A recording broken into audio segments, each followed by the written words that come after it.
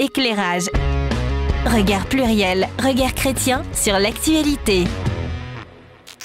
Alors oui, bien sûr, ça se passe aux États-Unis. Les deux actualités suivantes se sont passées ces derniers jours aux États-Unis, mais à mon avis, illustre bien le sujet de la réparation des torts. Je vous laisse juger, en tout cas moi ça m'a fait suffisamment bondir pour que je choisisse d'en parler avec vous. À Los Angeles, donc on est en Californie, hein. Ok. À Los Angeles, une plage hyper bien située, ok, j'ai regardé sur une carte, vient d'être rétrocédée aux descendants d'une famille noire qui a été spoliée de cette propriété dans les années 1920. Voilà. Deuxième actualité, toujours aux États-Unis et toujours en Californie. La Californie est toujours un peu en avance, hein, voilà. À San Francisco, cette fois-ci, puisqu'il y a un débat en cours au niveau de la municipalité pour, tenez-vous bien, accrochez-vous, si vous n'êtes pas assis ou assise, asseyez-vous s'il vous plaît, pour verser la bagatelle de 5 millions de dollars aux Afro-Américains de la ville, alors qu'ils rempliraient certains critères qui resteraient à déterminer. Voilà. Alors je devrais sans doute me réjouir et juger ces actualités comme étant cool, mais en fait non, et je le confesse, je sais que c'est pas moi qui me confesse aujourd'hui, mais je suis gêné par ces deux infos. Mais je ne sais pas pourquoi je suis gêné. Et donc, je compte d'ailleurs sur cette émission, mais en vrai, hein, c'est même pas un truc d'animation, de lancement là. J'espère qu'à la fin de l'émission, je saurai pourquoi je suis gêné, alors que peut-être je ne devrais pas l'être, ou au contraire, je ne serai plus gêné et je serai enfin un homme bien. Voilà. Alors, le sujet, c'est la réparation des torts, ça ne date pas de ces deux actualités, bien entendu. Jusqu'où faut-il aller dans la réparation des torts comiques, que ce soit d'un point de vue individuel, hein, donc ça peut venir nous chercher sur notre démarche de pardon, on s'excuse, voilà, dans la vie de tous les jours, mais également sur des démarches qui sont plus collectives, hein, par rapport à l'esclavagisme, le colonialisme, etc. Jusqu'où faut-il aller? Et surtout, puisqu'on est un peu chrétien, quoi, ici, quoi, qu'en penser en tant que chrétien et comment situer le sujet du jour, donc de la réparation, de la restitution, indemnisation, enfin tout ce que vous voulez, sur une démarche globale du pardon? Est-ce que la Bible dit quelque chose sur une démarche idéale du pardon? Donc voilà, j'espère que vous êtes chaud par rapport à ce sujet. En tout cas, nous, on va l'être, en tout cas. La confession aujourd'hui est assurée par... C'est bon, voilà. Je suis prête. Elle est prête. Moi, du coup, j'ai déjà exprimé pourquoi le sujet a atterri dans vos tablettes, hein, puisque les deux actualités m'ont gêné et après j'ai été gêné de ma gêne. Voilà. David, le sujet ? Oui, il m'intéressait. Malheureusement, il ne m'a pas intéressé assez pour me faire tout de suite voir le film qui, en ce moment, est au cinéma et que je voulais voir et que je n'ai pas vu, qui s'appelle Comment oublier nos visages. Je n'oublierai jamais vos visages. Mais je crois qu'il sort aujourd'hui, enfin voilà. Ce mercredi. Voilà. Et qui est un film à voir. Et donc, du coup, cette émission me donne encore plus envie de voir ce film. Et voilà. Donc, ok, très bien. Donc oui, encore un bon sujet. Encore un bon sujet. Youhou. Ouais. Noémie. Oui. Non, mais je cherche si ça allait faire une vanne, mais non, on est à l'antenne. Ouais, non. Hors terme. Alors, moi, sur le coup, je connaissais pas spécialement, donc pas que ça m'intéressait pas, mais je voyais pas quoi en retirer. Au final, il y a des choses à dire. Il y a des choses à dire, d'ailleurs, elle les dira, puisque c'est Noémie qui nous éclairera sur les faits et les contextes. Voilà, si son téléphone tient le coup, bien sûr. Non, mais elle a imprimé, puisqu'elle est de l'ancienne, alors, apparemment. On lance la confession, la régie, s'il vous plaît. Éclairage. Regard pluriel, regard chrétien sur l'actualité. Alors, ma confession va prendre l'allure d'une valse à 3 temps. Entre satisfaction et interrogation. Donc, le premier temps... Ça en fait 2, là. Il y a un entre-deux. Ah, pardon. Le silence aussi est un temps. Le premier temps commence, accrochez-vous bien, en 1995. Et il commence à l'occasion d'une déclaration de Jacques Chirac, qui est alors président de la République française, qui reconnaît la responsabilité de l'État français et des Français dans la déportation des Juifs pendant la Seconde Guerre mondiale. Alors, c'est la première fois qu'un président français fait ce type de déclaration. je dois avouer que je suis un peu étonnée. Je ne savais pas qu'on pouvait demander pardon au nom d'un pays, pour une cause, pour un groupe de personnes. Bien sûr, ces propos vont diviser la classe politique, l'opinion publique. Il y a une différence entre des faits, entre les explications de ces faits, et puis le récit qu'au final l'histoire en fera. Mais à ce moment-là, il y a la mémoire des survivants, des familles. Et je trouve personnellement qu'au nom de cette mémoire vivante et présente encore, eh bien, je trouve que la déclaration de Jacques Chirac est généreuse, juste, responsable, raisonnable, car elle est porteuse de réconciliation. Mhm. Le deuxième temps de ma valse, eh bien, c'est le souvenir d'une juge aux affaires familiales. Je puise ça dans ma vie professionnelle. Elle avait décidé, avant bien même que ce ne soit déjà à la mode, de sortir de son tribunal pour tenir ses audiences dans un quartier populaire de Strasbourg, dans un petit local HLM, franchement sans aucune fioriture. Et là, elle recevait les familles, les enfants, les pré-délinquants. Elle voulait privilégier le dialogue. Elle voulait offrir la possibilité aux jeunes de pouvoir réparer leurs bêtises sans appliquer strictement les sanctions prévues. Plusieurs années après, on verra apparaître les travaux d'intérêt général qui permettra à des jeunes entre 13 et 16 ans de pouvoir effectivement exercer une peine, entre guillemets, en travaillant gratuitement pour une association ou un service public. On était sur effectivement quelque chose qui venait restaurer, qui était restauratif, et tout cela me semblait juste, bon, raisonnable, car porteur justement de restauration. Le troisième temps de ma valse, eh bien, c'est celui de cette nouvelle tendance à réclamer le pardon, la réparation pour des crimes commis dans les générations précédentes. Et dans ce temps-là, ce troisième temps, j'ai un peu de mal à reposer mon pied parce que je ne sais pas où le poser en réalité. Demander réparation, c'est un besoin humain, oui. Que l'histoire des grands-parents, arrière-grands-parents qui ont pu connaître l'esclavage impacte les descendants, oui, j'imagine bien ce que ça peut donner, ce que l'on porte encore comme poids. Mais le pardon peut-il être exigé sans être dénaturé? La justice restaurative, je l'ai vu faire lorsqu'il s'agit de personnes qui sont directement concernées. Mais demander une indemnisation pour des siècles de violence, c'est peut-être juste, fondamentalement, mais est-ce que c'est porteur de restauration ou de réconciliation? En fait, je ne sais pas. Donc j'espère qu'avec nos échanges, nous aurons un peu plus de réponses. Jingle. Éclairage. Regard pluriel, regard chrétien sur l'actualité. Merci beaucoup de nous avoir suivis pour cette émission. Et puis donc, on vous dit à très bientôt. Ah non, c'est pas la fin. D'accord. Pourquoi j'ai posé les questions que tu voulais me poser toi? Mince alors. Écoute Anita, moi j'aimerais t'honorer encore une fois de plus. Hein, voilà. Donc non, je sais pas vous ce à quoi vous avez assisté, mais moi j'ai assisté à une énorme confession et effectivement qui est extrêmement riche déjà et très porteuse. À la fois de questions et de réponses, de questions sans réponse aussi pour ton troisième temps. Et j'en ai même encore d'autres questions. Et tu en as même encore d'autres. Donc, puis je t'ai trouvé aussi, c'est le but d'une confession, je t'ai trouvé aussi très clair en revanche sur ce que ça a fait sur tes deux premiers temps. Voilà, et donc du coup, bravo. Donc ça donne presque envie effectivement de clôturer l'émission. Voilà. Ne nous tente pas, Philippe. En guise de première. Pour 2 minutes. Hein. Ouais, c'est vrai. On va optimiser le temps avant de lancer la première question, qui va être un petit jeu.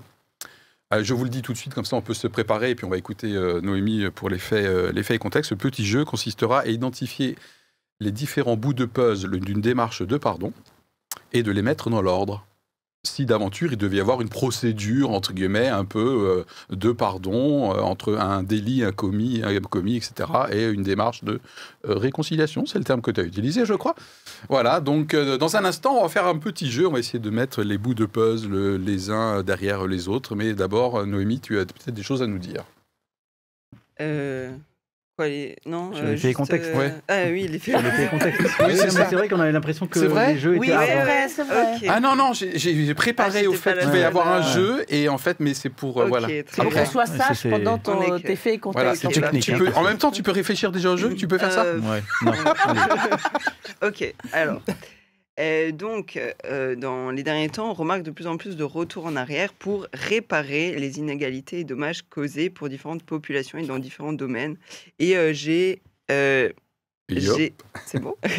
J'ai, vu entre guillemets 2 grands domaines, le domaine humain, avec l'exemple des descendants des esclaves africains et le domaine plus, côté matériel, avec, l'exemple des œuvres, volées au Bénin et exposées au Quai Branly.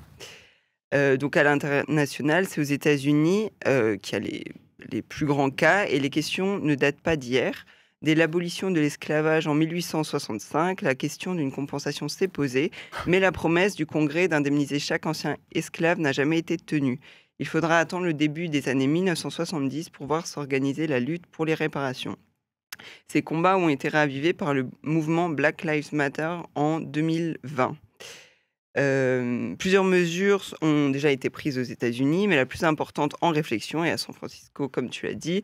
Donc, il parle de donner 5 millions de dollars à chaque Afro-Américain de la ville. Et parmi les autres recommandations, il y a des choses comme un revenu annuel minimum de près de 100 000 dollars pendant 250 ans, garanti à chaque adulte noir éligible, une maison à San Francisco pour $1 par famille, ou encore l'annulation des dettes des bénéficiaires. Pour les formes d'indemnisation, certains plaident pour des paiements directs, d'autres sont plutôt favorables à des aides et des programmes sociaux. Car c'est l'un des arguments avancés par le mouvement de réparation.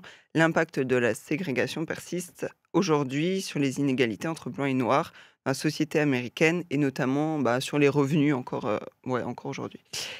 Et pour ça, pour défendre leur cause, ils s'appuient sur des précédents historiques. Par exemple, l'administration de Ronald Reagan avait indemnisé à hauteur de 20 000 dollars les 82 000 Japonais américains qui avaient été emprisonnés pendant la Seconde Guerre mondiale. Et plus récemment, le gouvernement fédéral a également consenti à verser en 2012 plus d'1 milliard de dollars à 41 tribus amérindiennes. Ils ont du fric, les Américains, c'est incroyable. Hein. Ouais, c'est ce que je me dis aussi. Alors, s'agissant de la France, parce qu'il y a quand même des choses en France. Nous, on n'a pas d'argent, mais on a du pétrole. En 2005, une association... Je crois qu'on devait être sage. Excuse-moi. En 2005, une association de descendants d'esclaves avait réclamé 200 milliards d'euros à l'État français au titre de la compensation de la période de l'esclavage, considérée comme un crime contre l'humanité depuis la loi Taubira de 2001. La demande avait été jugée irrecevable. Les magistrats avaient estimé qu'il était impossible d'établir le montant des dommages pour des faits aussi anciens. Ce jugement a été confirmé en appel puis validé par la Cour de cassation. Et en mai 2015, François Hollande semble avoir définitivement fermé la porte à une indemnisation en disant « L'indemnisation est incalculable en raison du temps, c'est un préjudice de l'histoire qui ne peut être soldé que par l'histoire, par l'action politique, il parle d'impossible réparation. » Et il rajoute « L'histoire ne s'efface pas, on ne la gomme pas, elle ne peut faire l'objet de transactions au terme d'une comptabilité qui serait en tout point impossible à établir. Le seul choix possible, le plus digne, le plus grand, le plus responsable, c'est celui de la mémoire, c'est la vigilance, c'est la transmission. » Alors pour finir, le dernier point par rapport à la justice restaurative, qui va plus loin que la simple justice. J'entends celle qui est appliquée de manière froide et juste, mais sans tenir compte de toutes les facettes de l'être humain.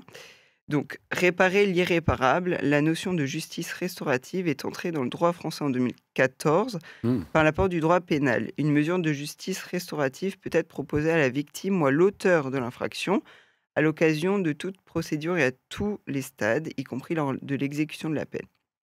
Cette mesure est entendue comme une pratique permettant aux deux parties de trouver un espace de dialogue pour réparer les préjudices résultant de l'infraction, avec le triple objectif de prendre en compte la victime, l'auteur et la société. Il s'agit d'aller au-delà de la sanction pour donner une nouvelle ambition à la justice pénale.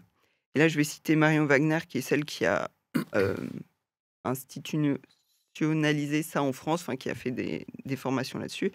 Après le procès, victimes et auteurs doivent pouvoir reprendre leur vie et surtout leur place dans la société. Mais si elle est nécessaire, la sentence est incapable de restaurer le lien social abîmé. La justice restaurative apporte un outil social de réparation qui faisait défaut au droit pénal. Voilà. Ok. D'ailleurs, à ce titre, merci Noémie, Il y avait un chouette exemple d'une personne qui a été jugée, la victime, qui ont eu une médiation après le procès, justement pour essayer de restaurer, de créer du lien. Ils ont fait plusieurs rencontres, je crois. Et c'était là, enfin, dans un des articles, c'était en plus histoire d'un viol. Hein. C'était l'histoire d'un viol, absolument. C'était pas. Oui, tout à fait. Ouais. Ok. On passe au jeu ? Oui. Allez. Ouais, yes. Alors, Yes, on va jouer. en préparant le sujet, je me suis dit bon, et peut-être ça va répondre à la question, mais pourquoi moi personnellement, je suis un petit peu gêné là où c'est un peu ton troisième temps, peut-être Anita. Quels sont les différents éléments? Donc du coup, moi j'ai demandé à la spécialiste en la matière, alias ma femme, chérie, tu peux me rappeler c'est quoi les différentes étapes d'un processus de pardon bien comme il faut, etc. Voilà. Et donc, elle m'a donné la réponse. Donc, moi, j'ai un peu la réponse. Voilà. Allez, on essaye de dire, si on prend la totale, une démarche de pardon, qu'est-ce qu'il y a comme grandes étapes? Je ne parle pas d'un point de vue forcément chrétien, là. Hein, ok. Mais je suis en bise-bise avec, je sais pas, avec David. C'est un exemple, bien sûr. Voilà, qu'est-ce qui se passe pour qu'à un moment donné, il puisse y avoir une démarche entre nous? Il y a la reconnaissance du tort qui a été causé. Ok, donc déjà, admettons que je sois l'agresseur, hein. Bien sûr, c'est un exemple complètement fictif. Non, tu n'es pas obligé de passer à l'action pour faire la démonstration. Voilà, donc déjà, la conscience que j'ai fait quelque chose, c'est ça? Ouais. Ou alors que l'autre ait une démarche de te dire, parce que je pense que parfois l'autre n'a pas conscience non plus. Ok, donc que ce soit de mon propre chef, toujours dans mon exemple, ou que ce soit de l'initiative de la victime, en l'occurrence dans mon exemple ici, David, à un moment donné, il y a une prise de conscience. Et un pas en avant vers l'autre pour... Ok, d'accord, Ouais. donc je coche. Oui, moi j'aurais dit même en fait quelque chose de plus large, c'est de sanctionner un fait, c'est-à-dire pas le fait de donner une peine, mais le fait que ce soit établi comme un préjudice d'une personne qui est réellement responsable du préjudice sur une autre personne. Okay. Et soit c'est fait par les deux personnes le reconnaissent et sont d'accord, soit c'est fait par un tiers. Et c'est là que le rôle de l'État est toujours très important, parce que c'est pas forcément une question de ressenti, c'est une question factuelle qui n'appartient pas forcément ni à la victime ni au coupable. Ok, donc là j'ai une première étape, et puis on rappelle que le terme de sanction est utilisé aussi, par exemple, pour un diplôme qui sanctionne une formation. Donc voilà, donc ceux qui pensent que David il est encore parti dans ses délires un petit peu, pas du tout. Le terme étymologique sanction, c'est effectivement établir à un moment donné quelque chose de voilà, David il pèse dans le game. Donc j'ai une première étape là, apparemment ça serait la première, le fait qu'à un moment donné qu'il y ait une reconnaissance établie, si possible mutuelle. Ok, ensuite idéalement il y a quoi? Admettons que David me dit bon Philippe, là tu t'en es peut-être pas rendu compte, mais d'ailleurs Anita et Noémie en sont témoins, voilà, tel jour, tel tac, et ça fait plein de fois que, etc. Et là je suis là, oh punaise, ouais mince alors. Il y a effectivement cette reconnaissance, plutôt compréhension de... Alors, David a parlé du préjudice, mais effectivement, il y a la compréhension à la fois de ce qui a pu se produire chez l'autre, comment il a pu réagir, mais peut-être aussi la compréhension pour moi qui éventuellement est causé, qui suis à l'origine d'un tort, qu'est-ce qui a pu se passer en moi aussi. Voilà. Ok. D'accord, donc il y a un peu une introspection chez par exemple, moi en tant qu'agressé, c'est-à-dire non seulement je suis conscient, je suis aware, mais là du coup ça me travaille, c'est ça? Comprendre à la fois ce que j'ai fait à l'autre et peut-être pourquoi moi-même j'ai fait ça. Ok, écoutez, merci, mais bon, je te trouve un peu sensible, David. Non, mais c'est pas... Dans la vie, tu vas avoir des choses plus difficiles que ça. Ouais. Qu'est-ce qui me manque, là? Qu'est-ce qui manque dans mon petit sketch, là? Un peu d'empathie. Un peu d'empathie. D'empathie, oui. Qu'est-ce qui me manque? Il y a aussi le fait de l'écoute active. Alors, de le regretter, en fait. Moi, ce que je pense, c'est, pour faire le lien quand même avec le thème et dans ton jeu, c'est le fait que dans l'offense que j'ai faite, ou que tu m'as faite... La mienne, en l'occurrence. En fait, c'est pas simplement que matériellement, il y a quelque chose qui s'est passé en moi, c'est qu'il y a quelque chose qui a été détruit, qui a été touché dans ma personne. Quelque chose qui n'est pas visible, en fait, et qui est d'ailleurs souvent oublié dans la justice. Et en fait, je pense qu'effectivement, cette démarche que tu dis d'empathie, c'est de réaliser, en fait, quelle est la blessure intérieure qui ne peut pas être correctement réparée si elle n'a pas eu ce chemin de reconnaissance et de demande de pardon. C'est-à-dire qu'il y a vraiment des blessures sensorielles qui s'impriment en nous et que rien ne peut refermer. j'ai entendu le mot de regret dans ta Oui. bouche, Anita. Je propose d'identifier cette deuxième étape comme étant la reconnaissance des torts, C'est ça. des regrets et la conscience des dégâts occasionnés, même si moi peut-être je ne les comprends pas, mais je peux accueillir, écoute active, empathie, Noémie. Donc c'est pas simplement je prends l'info comme quoi je t'ai blessé, c'est waouh. Je suis conscient du coup des traces que cet épisode a laissé en toi. Est-ce que ça a éventuellement pu détruire quoi? Ok. Peut-être qu'en langage biblique on appellerait ça la repentance, ou bien Oui, je pense que Ça ça serait peut assez correspondre. proche, non? Oui, ça peut correspondre à ça. hein? Ah ouais. Regret, Ouais. repentance, Ouais. c'est pas juste une information intellectuelle. Ok. Oui. Pour moi il y a une troisième étape déjà. Ben, ensuite, c'est le dire. Ok. Alors, dire, oui, le dire est peut-être. Alors, c'est peut-être tout simplement dire, c'est peut-être faire quelque chose, parce que peut-être aussi que la restauration, entre guillemets, ou la demande de pardon, c'est peut-être le dire, le reconnaître, le dire à l'autre, mais c'est peut-être aussi faire quelque chose, mais voilà, à trouver. Bah, le faire Ouais, quelque chose, en c'est fait- le thème de la, de Voilà. la journée du coup. Là, Oui, c'est mais la du restitution. coup, moi, pour moi, ce que David non a dit, c'était intéressant parce que moi, ce Ah. que j'ai noté, c'est que faire quelque chose, ça va réparer plus ce qui est, on va dire, plus matériel. Ok. Et dire quelque chose, ça va réparer les blessures de l'âme. D'accord. Et il y a peut-être même des enjeux spirituels ou d'autres choses derrière, mais je veux dire, on est corps, âme, esprit, et c'est les trois dimensions pour moi qui ont été impactées quand on a eu des... bah, là, par exemple, pour les descendants d'esclaves, ça ne m'étonne pas du tout qu'il y ait des choses qui se transmettent.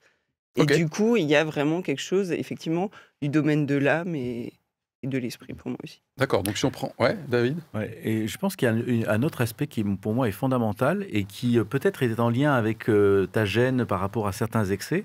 C'est qu'en fait, ce problème-là, ce processus-là, n'est pas qu'un problème, qui n'est pas que le problème de la victime. Et il n'y a pas que la victime qui doit être restaurée en fait dans sa place. Mais c'est très important pour la victime qu'elle fasse cette démarche-là, c'est-à-dire de voir l'agresseur comme une personne et pas comme une chose, comme une sorte d'injustice éthérée qui lui serait tombée, quelque chose qui est indépassable et puis de chosifier. Parfois, il y a des offenses qui sont tellement fortes que finalement, on voit la personne comme un monstre et plus comme une personne. Et le fait de restaurer la victime, le coupable, le responsable, dans un rôle de personne qui a aussi sa sensibilité, qui a un cheminement et dont on reconnaît que sciemment il a fait quelque chose et que maintenant il s'en rend compte, c'est une façon aussi de ne pas s'enfermer dans une victimisation qui est stérile et qui est en boucle. Ok. Et c'est aussi le fait de dire que si on veut me respecter en tant que victime, il faut aussi que je puisse respecter l'endroit où se trouve le coupable pour que lui aussi puisse évoluer et se libérer de ce poids, de cette faute. Parce que là, en fait, dans une justice qui n'est pas restaurative, la victime est enfermée dans sa souffrance et le coupable est enfermé dans sa culpabilité. Et je pense que si une victime ne veut pas reconnaître que le coupable peut évoluer, d'une certaine façon, elle lui dénie une sorte de droit humain qu'elle réclame pour elle-même. Ok. Pour ceux qui aiment bien prendre des notes et suivre un petit peu, donc sur ce petit jeu avec les bouts de puzzle, on a je reconnais qu'il s'est passé quelque chose, soit je suis moi-même alerté, soit quelqu'un m'alerte. Je montre de l'empathie, de la repentance et du regret. Et là, on aborde pour moi un troisième point qui est déjà un peu la restitution, la réparation, l'indemnisation, qui est le sujet du jour. Ok. Et moi, je m'en suis noté un quatrième point, mais qui n'est pas systématique. C'est lequel? C'est-à-dire qu'on ne peut pas le décider de manière... Recréer le lien. Quoi. Recréer le lien, ouais. c'est tout à fait ça, la réconciliation ou la confiance, par exemple dans un couple. Ok, on ne peut pas décréter, à un moment donné, on peut éventuellement souhaiter que, par exemple, toujours dans mon exemple, le lien se rabiboche, comme on dit, avec David, mais je ne peux pas le décréter, moi, en tant qu'offenseur. Peut-être que David, toujours dans mon exemple, va avoir besoin de temps, ou ça ne viendra jamais. Ce qui ne veut pas dire que les premières étapes sont nulles et non avenues, mais la quatrième, la réconciliation, la confiance, le fait qu'on s'entende super bien, peut-être que celle-ci va rester irrémédiablement endommagée. Est-ce que c'est OK pour tout le monde que cette dernière étape, la confiance, la réconciliation, peut être souhaitée, mais pas forcément instituée? Elle appartient à l'autre. Elle appartient à l'autre. OK. D'accord. Oui, mais souvent, en fait, elle ne se fait pas tant qu'en tant que victime, on n'est pas convaincu que l'agresseur est conscient de ça. Et que c'est même pas la question qu'il s'en repente complètement ou qu'il le regrette complètement et tout ça, mais juste qu'il en soit conscient. Et d'une certaine façon, à partir du moment où on arrive à le croire qu'il est conscient de ça, on se libère parce qu'on arrive justement, on démonstrifie la personne en face en disant c'est pas quelqu'un complètement sans sentiment. Donc oui, il va à un moment donné se rendre compte de ce qu'il a fait. Ça lui appartient de savoir s'il décide de changer et tout ça. Mais du coup, moi, je lui laisse cette responsabilité de décider de changer. J'attends pas qu'il ait décidé de changer pour lui pardonner. Je lui pardonne à partir du moment où je sais qu'il est conscient de ce qu'il a fait et qu'il est complètement en maîtrise et en possession de tous les moyens pour lui s'amender. Ok. Question personnelle suivante. Est-ce que... Oh, j'ai pas dit intime, hein. Est-ce que vous avez soit des exemples vécus ou des exemples observés dans votre environnement proche où il y a eu cette démarche de réparation, de restitution? Je m'attendais à un long silence. Moi, j'ai un exemple très, très ancien. Donc, quand j'étais adolescent et que je commençais à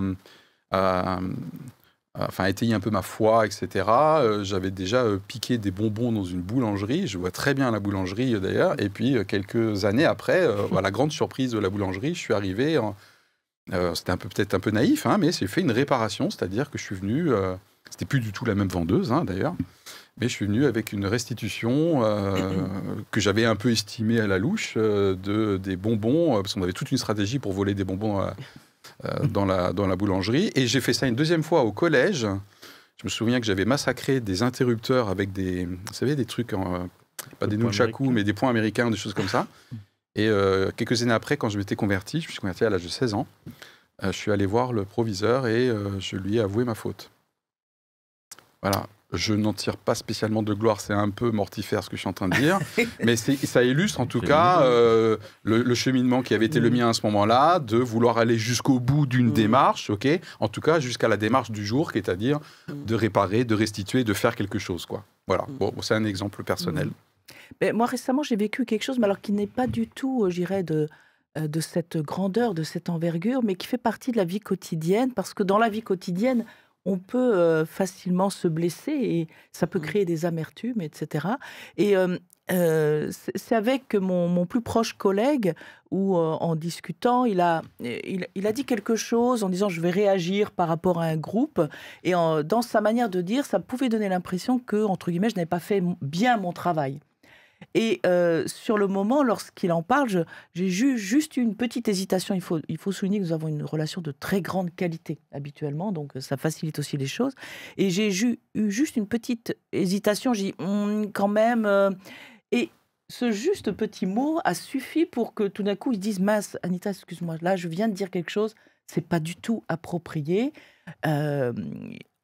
Et on en a parlé, et on a mis des mots sur ce qui venait de se passer, de se dire très rapidement. C'est un petit fait du quotidien, mais je pense que le processus est exactement le même. C'est-à-dire qu'à un moment donné, quelque chose est dit qui va blesser. Il y a moi qui réagis en disant ça me blesse. Et l'autre qui, dans ce cas-là, en temps rapide et réel, le reconnaît, met des mots, et où ensuite on peut en parler, et où la restauration se fait, parce qu'il y a aussi une reconnaissance par les mots en disant mais là non, j'ai dit quelque chose qui n'était pas approprié et ce n'est pas en plus à ça que je pensais à ce moment-là, c'est pas comme ça que j'aurais dû le dire. Ça me semble important aussi de le préciser parce que c'est bien souvent l'ensemble des petits Anita. quotidiens qui vont nous empoisonner la vie ou vont nous rendre la vie belle en fait. Ok, punchline. D'autres exemples avant que je passe à la question suivante, éventuelle, hein, pas vous soyez embarrassé. Moi, j'ai vécu quelque chose d'assez proche là-dessus, donc d'une personne proche qui a subi une agression sexuelle en étant adolescente par un autre adolescent. Et en fait, ce qui était très frustrant, en fait, une des volontés de faire ça, parce que l'acte peut paraître anodin et en même temps, il laisse des marques et il occasionne pas mal de rendez-vous chez un psychologue après. Et ça, c'est effectivement la victime, le coupable ne s'en rend pas compte, en fait, du travail de réparation que ça représente et qui est d'autant plus long qu'il n'y a pas eu cette confrontation. Et en fait, une des volontés, c'était aussi non seulement que cette personne en soit consciente, mais d'une certaine façon aussi que le système judiciaire soit saisi de ça et ne considère pas ça comme quelque chose de pas très, très grave. Et aussi qu'à un moment donné, il ne faut plus que ce genre de comportement se fasse. Et en fait, que d'une certaine façon, quand on porte plainte, quand on se rentre dans une démarche pénible face à la justice, parce qu'en plus l'affaire a été classée, en fait, donc il y a eu une sorte de, pour la victime, une sorte de déni de reconnaissance d'un fait, enfin d'une offense. On veut que ça s'arrête. Et là, moi je dis, et je comprends. Quand on élargit à cette justice restaurative qui est comme ça à très grande échelle par rapport à l'esclavage et tout ça, et pourquoi est-ce que ça prend quelque chose de démesuré et qui paraît peut-être même excessive, mais c'est parce qu'on ne règle pas le problème. C'est-à-dire que ça se reproduit. Black Lives Matter, ça s'est posé parce qu'il y a encore eu des faits de racisme. Alors que, quand même, quand on voit des films des années 50, on n'arrive pas à croire que c'est la réalité. La façon dont il y avait la ségrégation, ce racisme qui était... Mais, on n'arrive pas à imaginer comment ce racisme était si fort. Et je pense qu'aujourd'hui, on n'arrive pas encore à imaginer comment ce racisme est encore présent aux États-Unis. Et ce que je veux dire, c'est qu'à un moment donné, la réparation qu'on a, on sent qu'elle a quelque chose d'universel et d'irrésolu dans la société. Et donc, en plus, on porte non seulement le poids de l'offense qu'on a eue sur soi-même, mais aussi toutes les autres personnes comme nous qui sont réduites au silence parce que c'est difficile de faire cette démarche. Et donc, on porte un double poids, c'est la responsabilité aussi de faire avancer la société. Voilà. En tout cas, pour la personne qui l'a vécu, ce poids-là était très lourd, je trouve, pour une adolescente. Et je pense qu'il faut... Et je trouve que c'est dommage parce que dans la loi de 2014... On dit que c'est à tout moment de la procédure que l'on peut avoir cette démarche de confrontation. Il n'y a pas besoin d'attendre que la personne soit jugée, soit condamnée et Noémie a précisé ça. Ça peut être pendant la procédure. Et moi, je me dis que s'il y avait eu, dans le cas de la personne que je connais, une confrontation avec un policier, avec la personne qui a commis ça, même si c'est classé parce que ça ne rentre pas bien dans les cases du code pénal, eh ben, ça aurait été réparateur sans forcément que la personne ait subi une peine qui est, voilà, bon, pour des adolescents, c'est pas forcément très grave, ou même enfin, je veux dire, finalement, ça serait une peine qui, du point de vue de la société, a un sens, mais du point de vue de la victime, ne change rien, alors que la confrontation en aurait une. Ok, au titre de... Qu'est-ce qu'il y a de juste dans cette tendance? On va regarder le côté lumineux. Tu parlais des travaux d'intérêt généraux tout à l'heure, je crois. Anita, qui est une sorte du coup de... Moi, le côté lumineux, là, je réponds même à la question, c'est le côté responsabilisation. Prise de conscience ah ouais, waouh, voilà. Ça peut marcher des fois, hein, pas toujours, mais en tout cas, il y a une occasion qui est donnée de toucher du doigt les dégâts, ne serait-ce qu'en les réparant. Je repeins en blanc la façade que j'ai taguée cette nuit, quoi. Hein. Voilà, donc... Il y a quelque chose de proportionnel dans ce genre d'action et de réaction. Parce que tout ne passe pas par l'enfermement ou le versement financier. Ça ne veut pas dire qu'à un certain moment, si on a commis certains délits, si on mérite la prison, ben oui. Bon. Mais je pense qu'en fait, le fait de pouvoir réparer autrement et peut-être concrètement et matériellement à la hauteur, je dirais presque une démarche réciproque, va peut-être parler davantage et agir davantage. Parce qu'on se remet dans une situation inverse. Si j'ai dégradé, par exemple, un objet, un abribus, si je contribue à sa réparation, je vois aussi ce que j'ai créé et la peine que ça me donne aussi peut-être de remettre en place. Voilà. Je pense qu'il y a quelque chose qui... quand on est dans le temps présent, quand on est de personne à personne, quand on est sur le sujet, je pense que c'est bien d'être dans ce genre de démarche-là. Ok. Oui. La Bible, dans un instant, j'aimerais bien aussi savoir qu'est-ce que dit la Bible sur la réparation, puisque le thème c'est jusqu'où faut-il réparer. Est-ce que cette étape d'une démarche de pardon et éventuellement de réconciliation est abordée dans la Bible? Clairement, oui. Oui, hein, clairement. Ouais. Et je rajouterais même elle est... Non, dans l'Ancien Testament, elle est clairement évoquée. Moi, je l'ai trouvé dans Exode 21 et 22 et dans Lévitique 6, pour ceux qui aiment bien les références. Voilà. Il y avait effectivement aussi des choses proportionnelles en fonction de la situation, du contexte. Est-ce qu'il y avait des témoins? Et donc, ça tournait beaucoup autour des relations humaines, des relations aussi avec l'agriculture, l'élevage. Et effectivement, il y avait une indemnisation qui était prévue. Voilà, donc on voit qu'il y avait quelque chose de proportionnel. Tu as par mégarde tué l'animal. Un bœuf, par exemple. Voilà, un bœuf. Et tu dois, entre guillemets, le remplacer, même en plus. En plus, voilà. Donc il y a bien la question aussi, entre guillemets, Des dommages. Il y a des dommages, il y a une indemnisation au-delà du préjudice, en l'occurrence. Il y a le je remplace ce qui a été perdu, et en mais plus, je rajoute. Voilà, je dédommage. Okay. Donc effectivement, c'est clairement établi dans l'Ancien Testament. Est-ce qu'on a quelque chose dans le Nouveau Testament, Naomi? Pour moi, le truc que j'ai vu, c'était pas par rapport vraiment réparation. En fait, j'ai vu que Dieu, c'est un Dieu juste et qu'il y avait une justice tranchante. Enfin, voilà, c'est on a péché, on mérite la mort. Voilà, comme ça. Et bref, j'essaye, c'est trop tôt pour moi, là. C'est la question qui est trop tôt, c'est l'horaire de l'enregistrement qui est trop tôt. Bon, bref. Non, mais en vrai, j'ai vu que, en fait, juste, on a l'exemple de la justice et de la justice restauratrice dans la Bible. Ça veut dire qu'il fallait une justice appliquée de manière factuelle. Il n'y a pas de négation, voilà, ok. Qui a été appliquée, mais c'est Jésus qui a pris pour nous. Contre, et c'est Jésus qui a fait le médiateur, comme on nous parle par rapport à la justice. Voilà. C'est juste. Okay, c'est intéressant, et du coup, et qui permet de recréer le lien. Donc moi, je pense que c'est ça que Dieu veut. Donc c'est cette justice appliquée, il y a eu des torts matériels, des choses comme ça. Il faut une sanction et aller plus loin, en fait. Et en même temps, qu'est-ce que vous pensez de l'épisode de Zachée? Parce qu'en général, c'est l'épisode qu'on ressort, non? Sur le côté tort commis, et du coup, tout le monde connaît l'épisode de Zachée, qui dit de lui-même à Jésus, j'ai piqué tant de pognon, du coup je rends le pognon, mais je le rends 3 fois ou même 4 fois, j'en sais rien, quoi. Donc il dope. Voilà, vous en pensez quoi, cet épisode de Zachée par rapport à notre sujet du jour?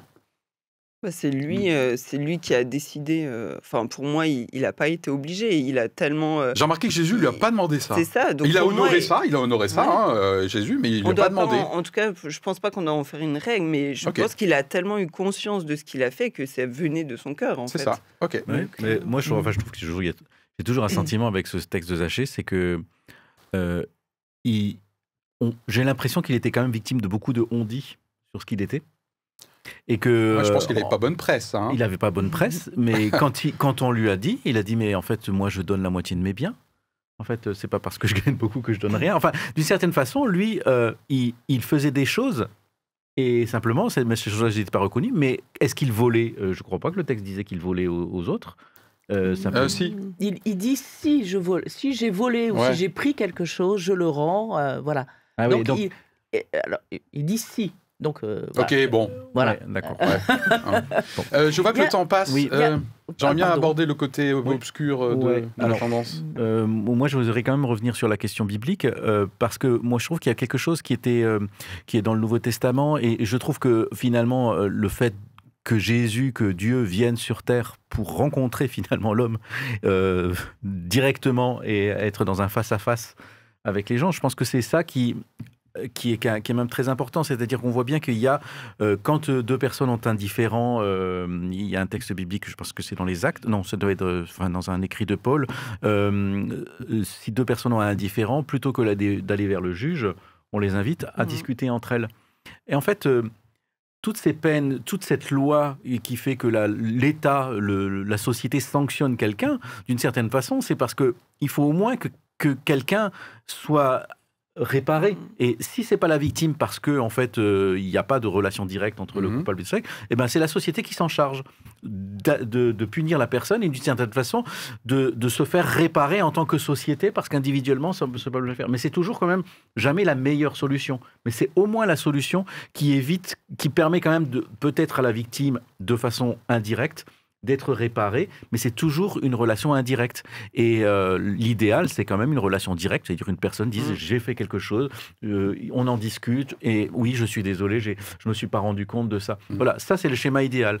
La société gère les schémas qui ne sont pas idéaux. Et d'une certaine façon, ça m'a fait penser aussi, quand tu disais cette justice qui était directe, qui était tranchante et tout ça, d'une certaine façon, la Bible et le Nouveau Testament nous montrent dans quelle façon ça enferme l'homme, mais je dirais presque Dieu aussi, dans quelque chose qui est difficile, Parce qu'il n'y a pas, c'est difficile avec quelque chose, avec une justice divine, d'être dans une confrontation directe. Et d'une certaine façon, Jésus a résolu cette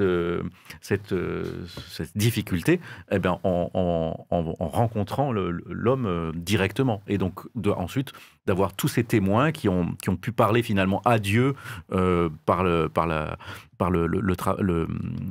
truchement de Jésus.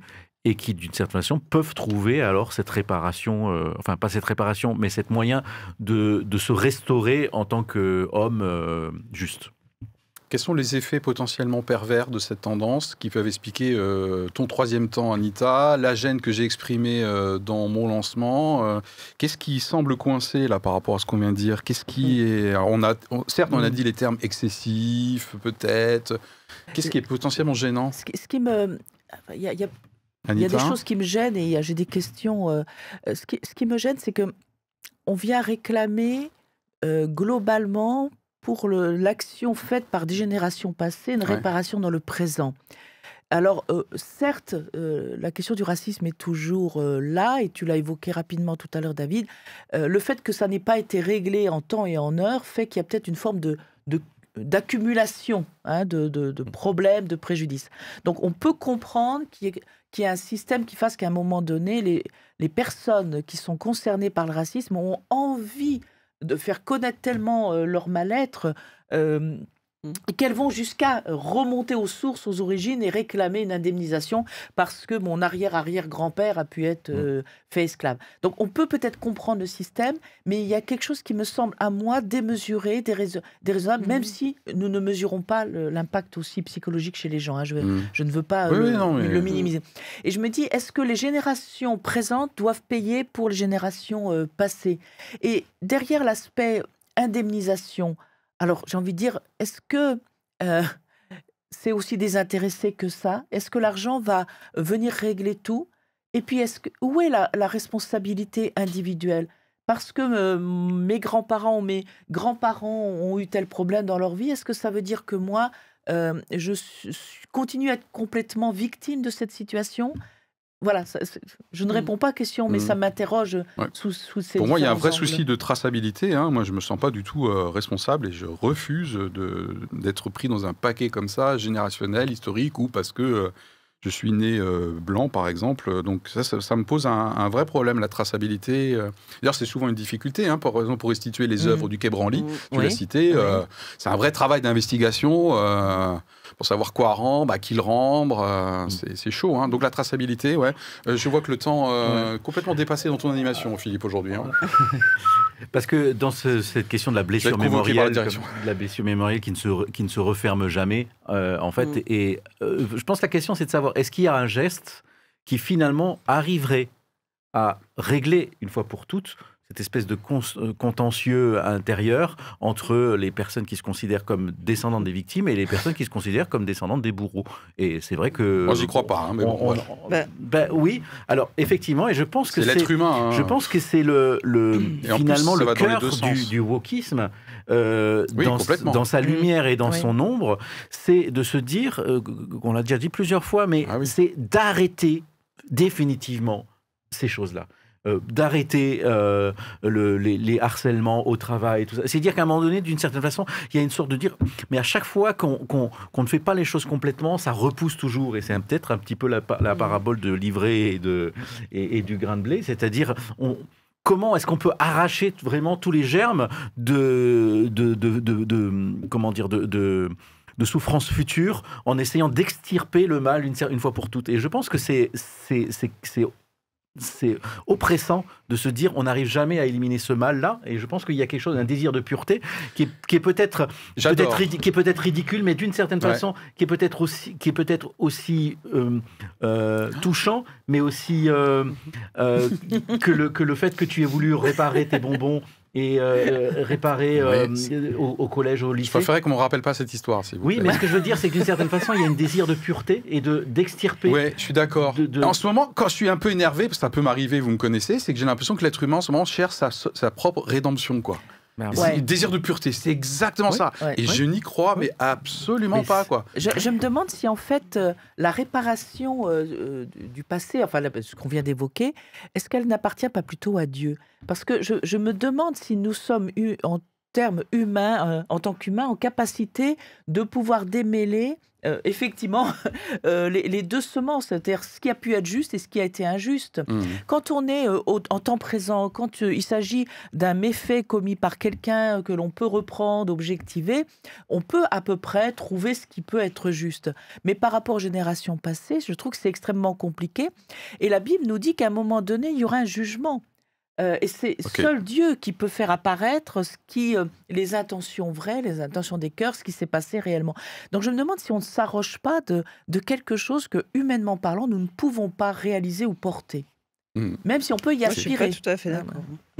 T'es pas tout à fait d'accord? Oui, pas d'accord. Ça tombe bien, on passe à la dernière. Ah non, Mais non, mais j'essaie de placer un truc. Mais... Bref, juste rapidement, pour moi, ces trucs, bref, ça risque d'aggraver les haines et la jalousie, en fait. Oui, il y a beaucoup de ressentiments, je trouve, encore là-dedans. Ça ne va pas régler le problème de fond.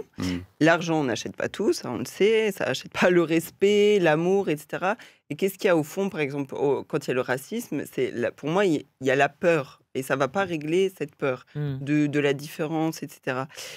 Et par contre, dans le cadre chrétien, moi, j'ai déjà eu des demandes de pardon par un intermédiaire. Ça veut dire que quelqu'un a déjà demandé pardon au nom d'autres personnes. Et moi, je crois que c'est possible. Et je crois que si chacun, même individuellement, on va voir des gens, si maintenant des personnes qui ont encore ce poids de victime, et qu'on a une sincère empathie et un sincère dans notre cœur vraiment de dire waouh, je sais que c'est dur, je sais ce que tu penses dire, et je te demande pardon au nom des générations avant. Moi, je crois que si vraiment on a ça dans le cœur, cette empathie, ça ne coûte rien de le faire, et l'autre, ça peut le libérer aussi. Donc pourquoi pas. C'est une demande de pardon aussi. Tu ne parles pas d'indemnisation. Non, c'est vraiment. Mais non, parce que l'argent, franchement, c'est un truc, que ça soit des salaires égaux et tout ça, oui. Mais indemniser à des hauteurs pas possibles, ça va juste attiser la haine et tout. Et ça va pas réparer l'âme, quoi. Et vraiment, pour moi, c'est ça. C'est du coup, c'est ça qui fait que ça continue. C'est que la blessure, elle est intérieure. Ok. J'ai une dernière question pour nous et pour notre audience. Demain, par rapport à toutes ces demandes, ces tendances, on a cité tout à l'heure les exemples de présidents qui se sont positionnés, soit dans un sens, soit dans l'autre. François Hollande a été cité à un moment donné. Demain, vous êtes président et vous devez trancher sur votre bureau les différentes demandes de excuse-toi, l'État français, etc. Quelle serait, en gros, à la ramasse, votre ligne de conduite? On termine avec ça. Moi, je pense que c'est le meilleur endroit pour le faire. C'est-à-dire que l'État, ce que tu racontais de Jacques Chirac qui a parlé de la Shoah, moi je pense que c'était utile pour moi de savoir que l'État qui m'a représenté avant et qui me représente aujourd'hui, marque le fait qu'il reconnaît sa responsabilité, qu'il le dit. Ça justement, je trouve que ça libère des millions de personnes d'un coup. Donc je trouve qu'un président qui fait une vraie démarche avec des associations et tout ça, mais quelque chose de solennel, c'est bien. Et je pense que ça a beaucoup plus de poids que faire des indemnisations financières. Et peut-être que ces indemnisations financières sont finalement bien plus pratiques que de lancer vraiment un vrai débat sur l'histoire des États-Unis, qui est encore très tabou. Et je ne suis pas sûr que les gens qui s'apprêtent à indemniser sont prêts à rentrer dans ce débat-là de fond. En fait. Je pense qu'on reste justement sur l'écume de la souffrance. L'écume des jours. Anita, présidente? Alors oui, mais Non, mais... oui, je veux bien être présidente. Non, c'est pas ça que j'ai dit. Oui, je pense que je pourrais recourir à une demande de pardon, mais je serais sélective. Parce que, autour d'un même événement, on peut aussi froisser d'autres personnes qui ne vont peut-être pas se retrouver aussi dans cette demande de pardon. Donc je pense moi je pense que je choisirais bien, en mon âme et conscience, et éclairé par différents conseillers, le sujet sur lequel je demanderai pardon. Même si je trouve que c'est un très bon recours, mais il doit pas être répété. Voilà, pour garder sa valeur symbolique et forte. D'accord. Noémie, présidente. Moi, pareil, je pense que pour les sujets où vraiment c'est sincère et il y a cette reconnaissance, je demanderai pardon. Et par contre, il faut que les actes aillent avec. Et ce que j'aimais bien, c'était l'idée de la médiation dans des petites unités, des petits groupes. C'est-à-dire vraiment mettre des choses en place à plus petite échelle. Ok. Ouais. Et moi, en tant que président, je serais OK de manière sélective, effectivement, d'avoir une parole forte en termes de devoir de mémoire. Mais en ce cas-là, je demanderais à ce que ce devoir de mémoire soit appliqué pour tout le monde. Et pas dans un discours manichéen où ce serait juste... l'histoire, c'est toujours les mêmes agresseurs et les mêmes victimes. Si on prend l'esclavagisme, personne n'est totalement pur dans le domaine. Tout à fait. OK, donc je vérifierai quand même que je ne suis pas la victime. On ne me demande pas de prendre la parole pour encore faire battre sa poulpe. Coulpe, merci. Poulpe, c'est autre chose. Voilà. C'est avec cette question qu'on se quitte aujourd'hui. Jusqu'où faut-il réparer? Ça a des implications dans notre vie de tous les jours, parce qu'on a abordé le pardon dans nos relations interpersonnelles. Et bien sûr, comment vous pouvez réagir face aux différentes tendances actuelles, sociétales, en France, en Europe ou ailleurs, sur la réparation. Voilà, bonne suite. Merci de nous avoir suivis, puis à bientôt. À Bye. la prochaine.